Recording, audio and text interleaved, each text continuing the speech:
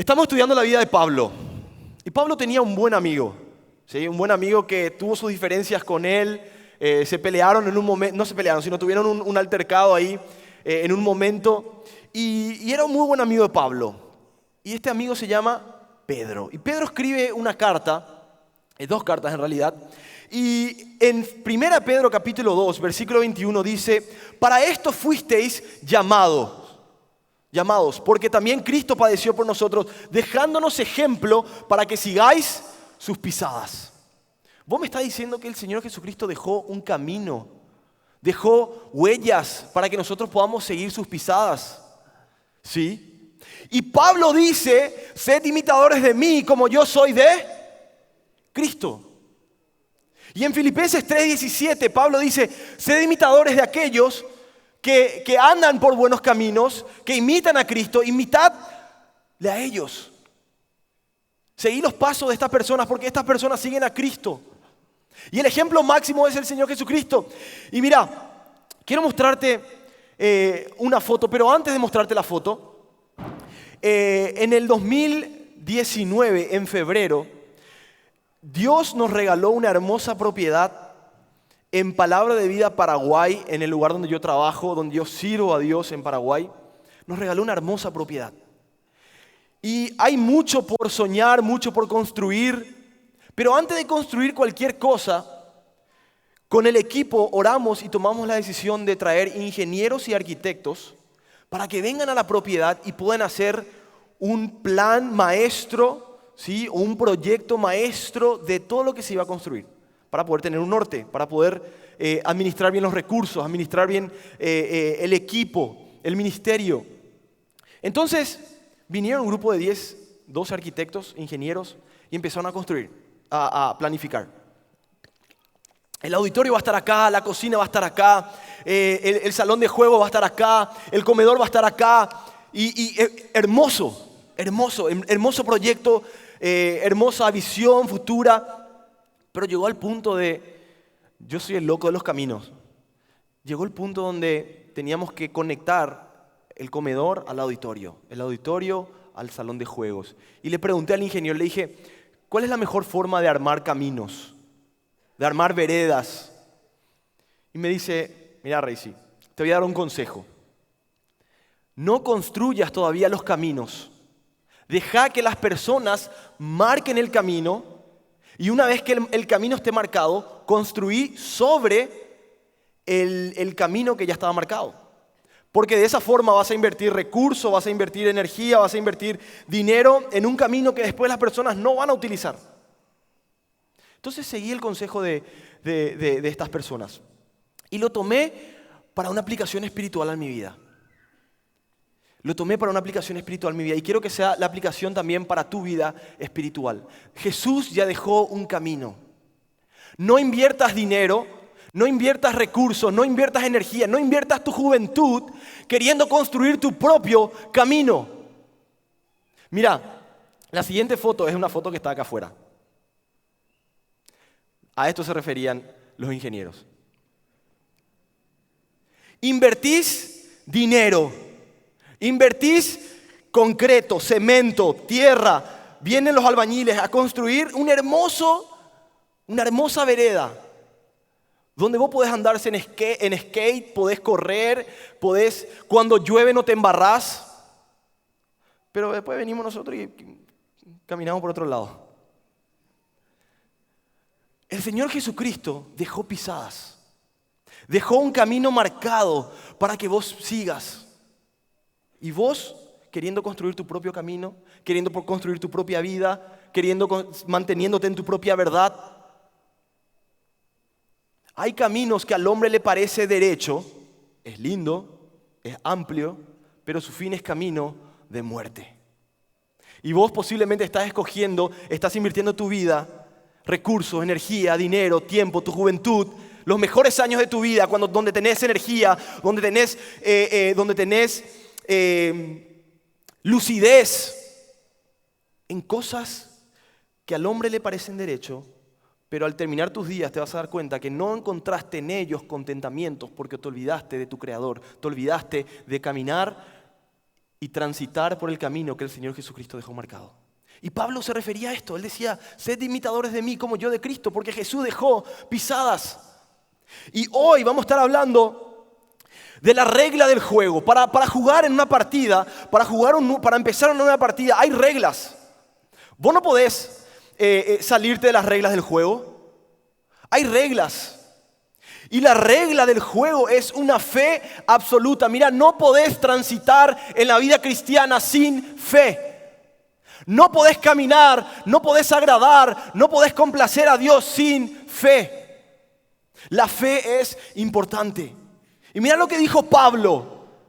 2 Corintios capítulo 5, versículo 7 dice, porque por fe andamos, no por vista. Por fe andamos, no por vista.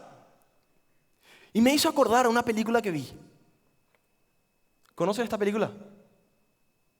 ¿Cuántos vieron esta película? La mayoría. Bird Box. Y Sandra Bullock ahí empieza era una triste vida, una mujer soltera, muy deprimente su vida. Y en eso hay una invasión de una fuerza sobrenatural, ahí no sabemos si era extraterrestre o qué fuerza era, pero una fuerza que al vos mirar te convertías en una persona que se autodestruía.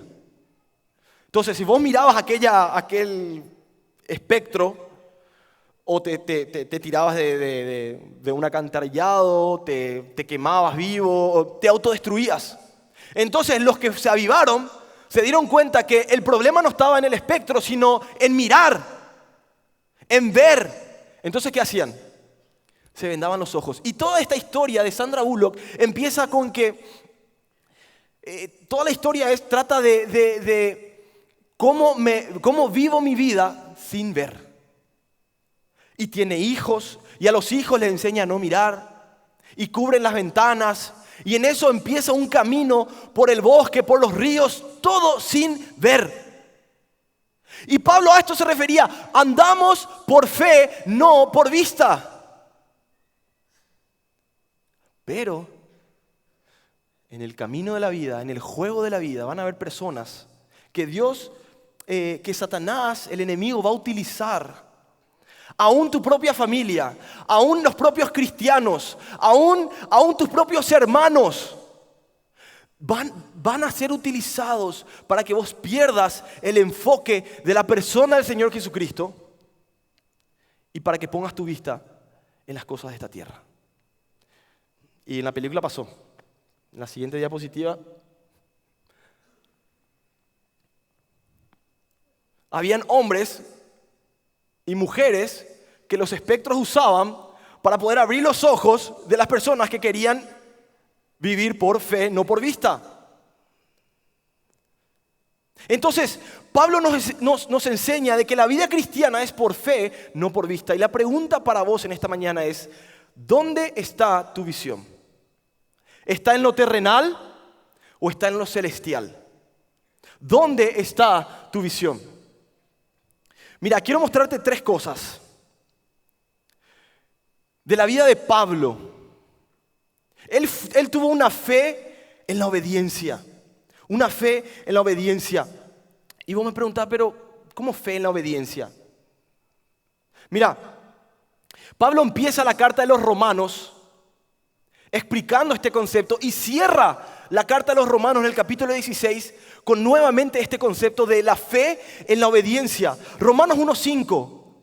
Y por quien recibimos la gracia y el apostolado, recibimos todo esto de Dios para la obediencia a la fe en todas las naciones por amor de su nombre. La fe demanda obediencia. La fe demanda obediencia. Y vos decís, por rey, si soy un adolescente, soy un joven, ¿cómo se aplica esto a mi vida? ¿Obediencia en qué sentido? Ayer hablamos de la obediencia, ¿sí? El ejemplo máximo de nuestro Señor Jesucristo, Pablo. Vos obedecer a la voluntad de Dios.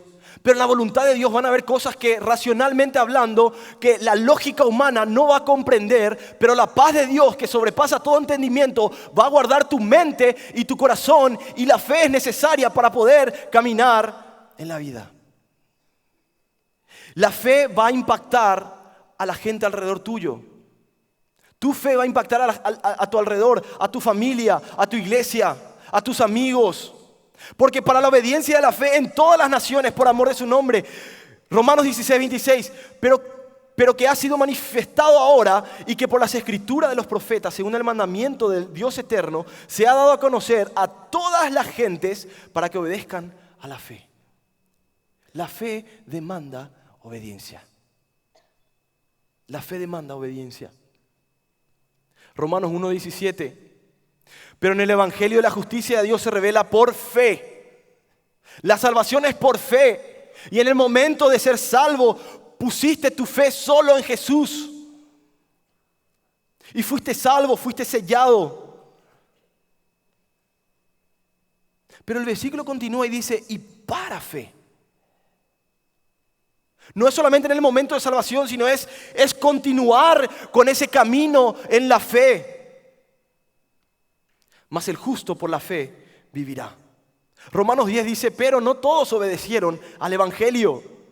Como dice Isaías, ¿quién ha creído nuestro anuncio? Así que la fe es por el oír y el oír por la palabra de Dios. ¿Querés fe? Estudia la palabra de Dios. ¿No tenés fe? Estudia la palabra de Dios. Porque la fe viene por el oír y el oír la palabra de Dios. ¿Sabes por qué no tenés fe? Porque estás escuchando, pero no estás escuchando la palabra de Dios. Estás escuchando lo que el mundo te dice. Estás escuchando la filosofía de tus amigos. Estás escuchando el argumento de tu familia. No estás escuchando a la palabra de Dios. ¿Querés fe? Escuchá, pero escuchá la palabra de Dios. Y 1 Corintios 2:5, Pablo dice en los primeros versículos, me he propuesto enseñar a Cristo y a este crucificado. Y el versículo 2:5 dice, para que vuestra fe no esté fundada en la sabiduría de los hombres, en la lógica humana, sino en el poder de Dios. En el poder de Dios. La fe va a afectar tu círculo. La fe va a afectar tu círculo. Mira, una pequeña historia de mi tiempo acá en el Instituto Bíblico.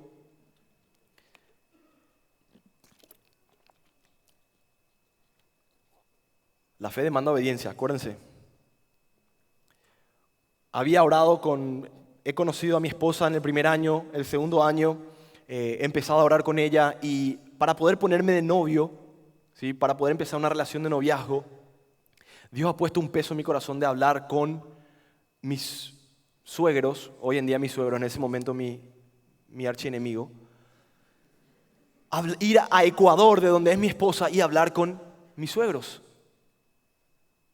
Pero segundo año de Instituto Bíblico, tercer año de Instituto Bíblico, fue un año muy difícil económicamente para mí, para mi familia. ¿Cómo hago para poder comprar un pasaje para ir hasta Ecuador y llevarle inclusive a mi amiga en ese momento a la casa de sus padres? Porque hacía 1 año y medio que Karen, mi esposa, no iba a su casa por un problema económico. Entonces sus padres no tenían forma de traerle a Karen a Ecuador. Y yo quería ir a Ecuador para hablar con sus padres. Tampoco tenía plata, tampoco tenía dinero.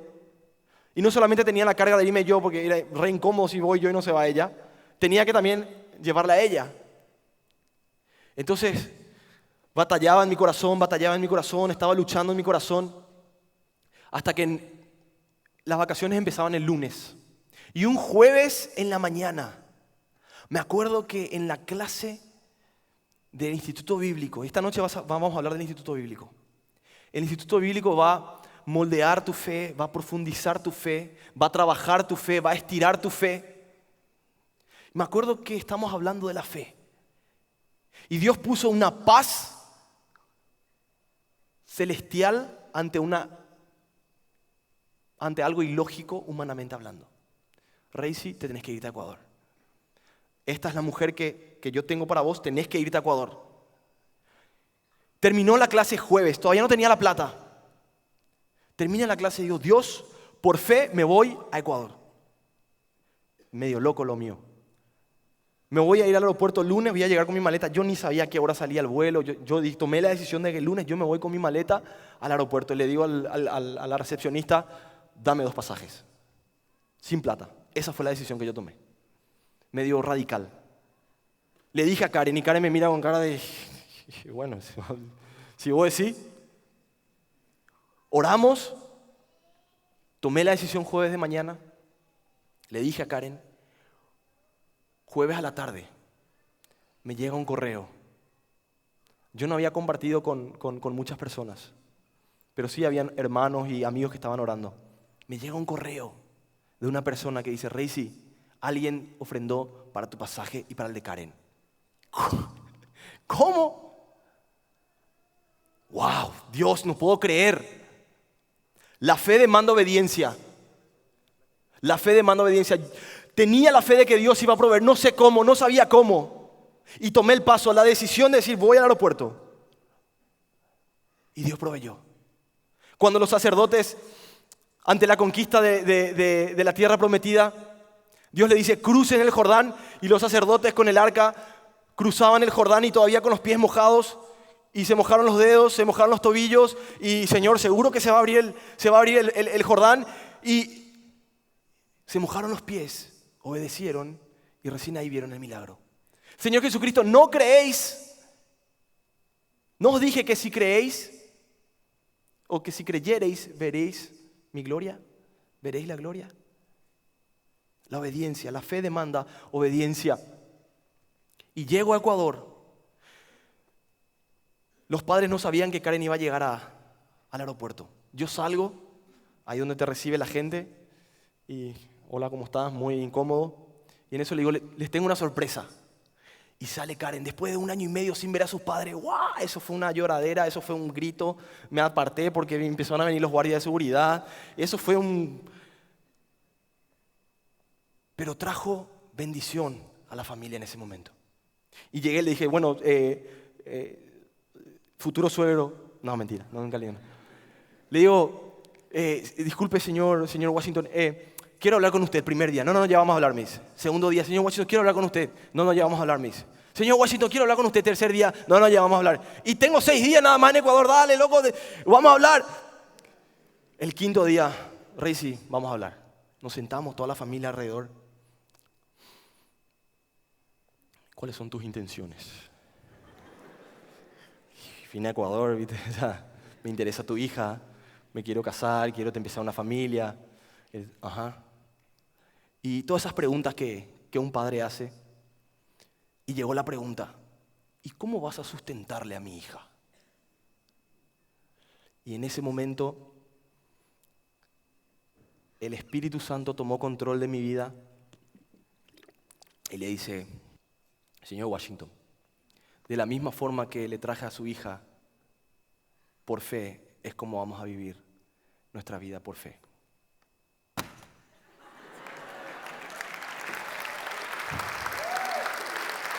Después me di cuenta lo que dije y dije, obra del Espíritu Santo.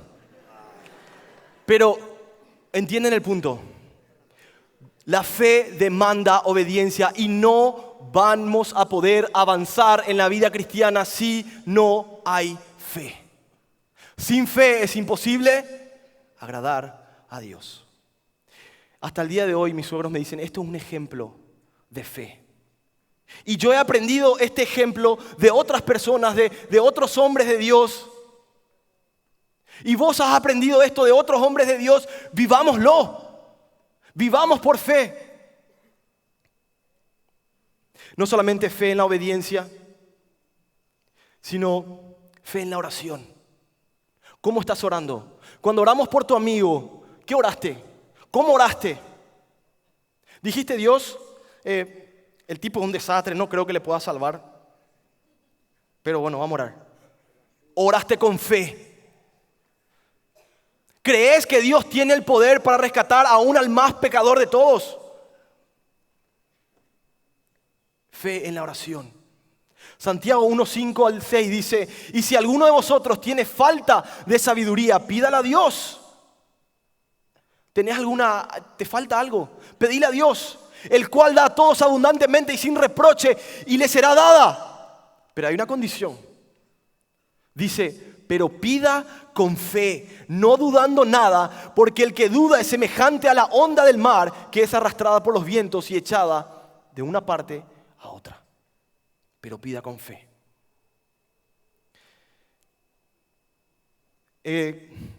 Sí, festejemos las victorias, pero restauremos las derrotas. Para mi vida, para la vida de la que hoy es mi familia, mis suegros, fue una victoria ese momento, porque todos hemos aprendido fe.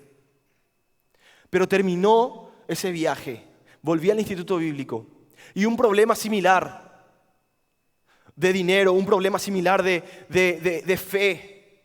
¿Sabes cuál fue mi oración? Dios, yo sé que proveíste para esto, pero ¿podés proveer para lo otro?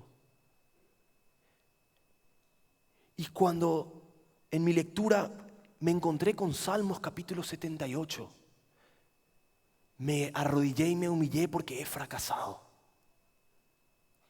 Andate a Salmos 78.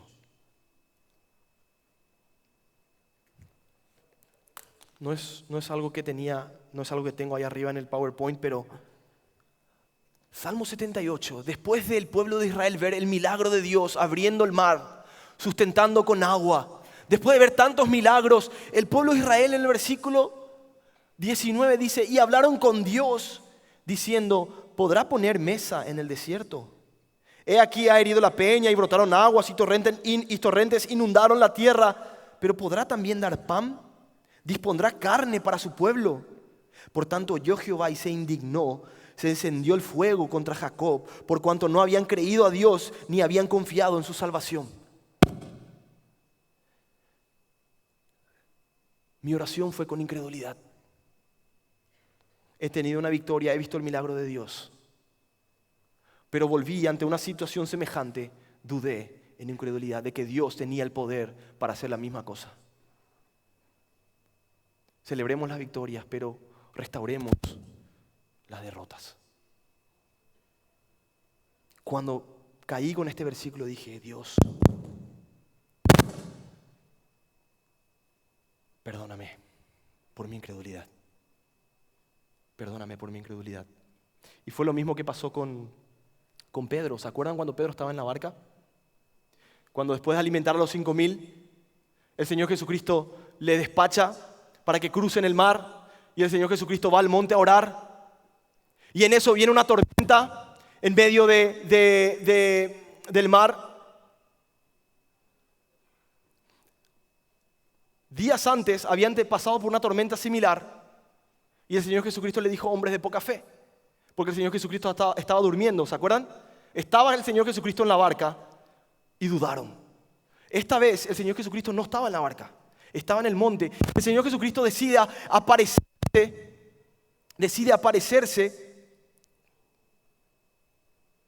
Y la barca estaba en el versículo 24 de Marcos 14, decide aparecerse a la noche, azotada por las olas. El Señor Jesucristo aparece y los discípulos le ven andar sobre el mar, caminar sobre el mar, y se turbaron diciendo: ¡un fantasma! Gritaban: ¡un fantasma, un fantasma! Sí que le hacía estrechar la fe el Señor Jesucristo a los discípulos. ¿Cómo va a aparecer en medio del mar, en medio de la tormenta, caminando sobre el agua? Obvio que vamos a gritar: un fantasma. Sí, lógicamente hablando es imposible.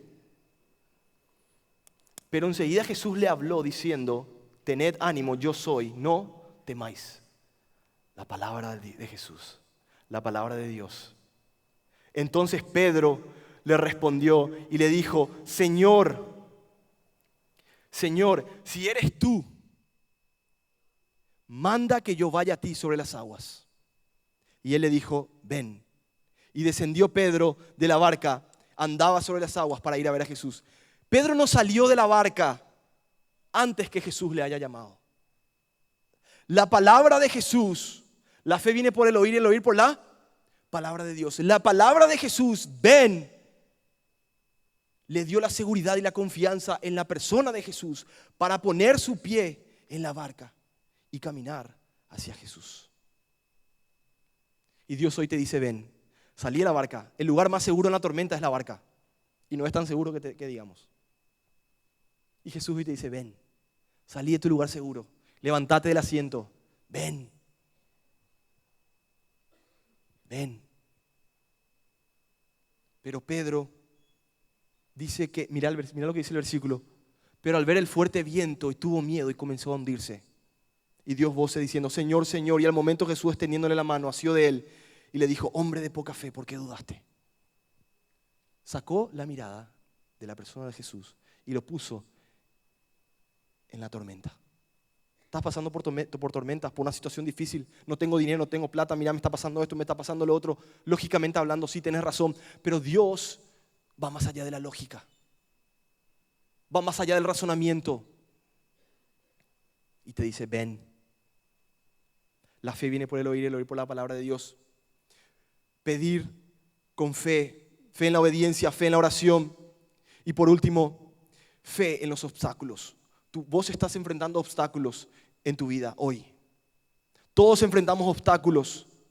Pero dice 1 Pedro 1, 6 al 7, en lo cual vosotros os alegráis, aunque ahora por un poco de tiempo, si es necesario, tengáis que ser afligidos en diversas pruebas. ¿Por qué Dios permite las pruebas? ¿Por qué Dios permite los obstáculos en tu vida? Para que sometida a prueba tu fe, mucho más precioso que el oro, el cual aunque perecedero se prueba con fuego, sea hallada en alabanza y gloria y honra cuando sea manifestado Jesucristo. Dios prueba tu fe. Los obstáculos son escalones. Los obstáculos son necesarios en la vida cristiana para poder alcanzar la perfección. Como Pablo decía, asido de Cristo, busco asir aquello, lo perfecto. Y aquel que empezó en vosotros la buena obra, la perfeccionará hasta el día de Jesucristo. 1 Corintios 16, 13, velad, estad firmes en la fe, en la palabra, en el evangelio. Mantenete firme. Fe en la obediencia, fe en la oración y fe en los obstáculos. Es imposible agradar a Dios sin fe. Mira, te animo a que puedas perder la visión terrenal para ganar la dirección espiritual, celestial. Te animo, para vivir, agradar a Dios, es necesario perder la visión terrenal, lo que tus ojos ven. Entregalo a Dios para ganar la dirección celestial. Dios te va a guiar. Dios te va a guiar. Hebreos 11:1 es pues la fe, la certeza de lo que se espera, la convicción de lo que no se ve. Es pues la fe, la certeza de lo que se espera, la convicción de lo que no se ve.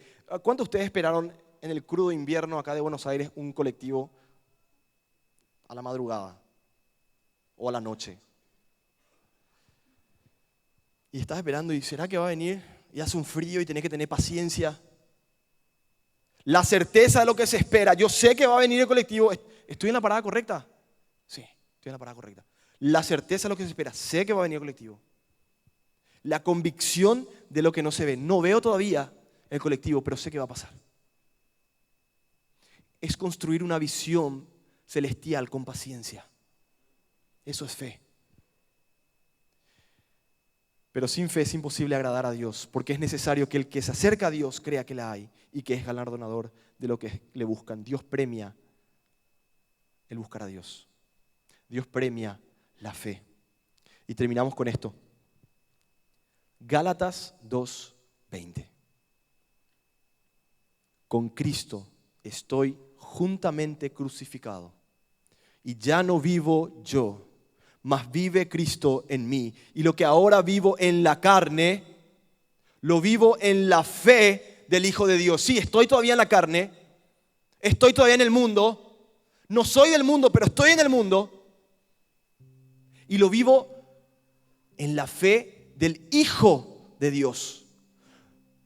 Del camino, de la verdad y la vida. No de mi camino, no de mi verdad, no de mi estilo de vida.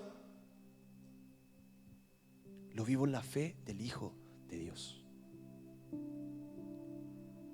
Crucificaste tu carne, tus deseos y tus pasiones en la cruz de Cristo. Una fe absoluta, no parcial. No podés tener los ojos vendados y levantar la vista. O cerrar los ojos y espiar. Eso no es fe. No hay un plan B para la fe. Es o todo o nada. O sos creyente o sos un incrédulo. O crees y confías en Dios o mirás la tormenta.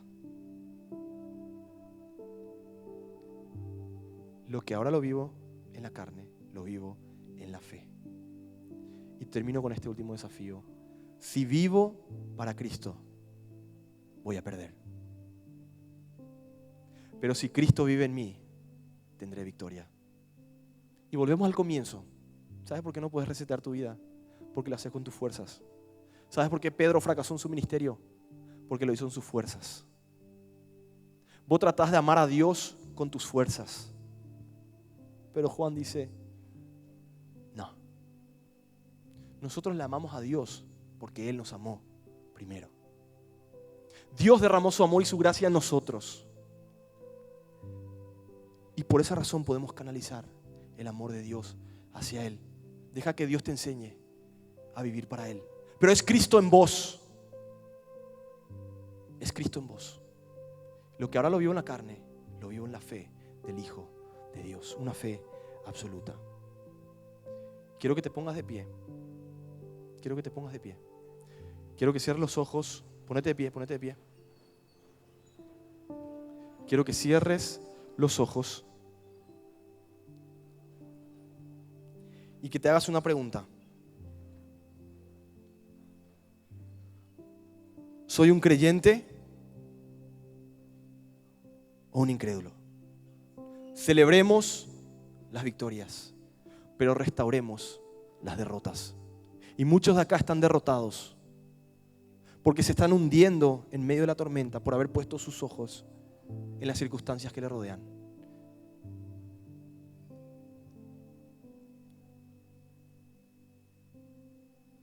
¿Quieres ser restaurado de tu incredulidad? Ahora es la oportunidad. Decirle, Dios, perdóname por mi incredulidad.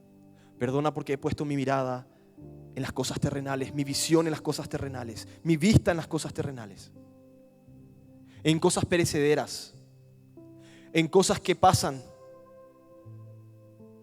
Padre, quiero poner mi mirada en Cristo, en el Hijo de Dios, en tu voluntad que permanece para siempre, que es agradable y que es perfecta. Perdona mi incredulidad. ¿Querés estudiar en el instituto bíblico y no tenés el dinero? Incredulidad. ¿Te está llamando Dios al instituto bíblico y no tenés dinero? No seas incrédulo, obedécele.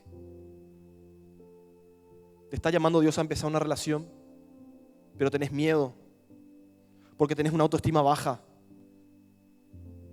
No seas incrédulo, obedécele a Dios.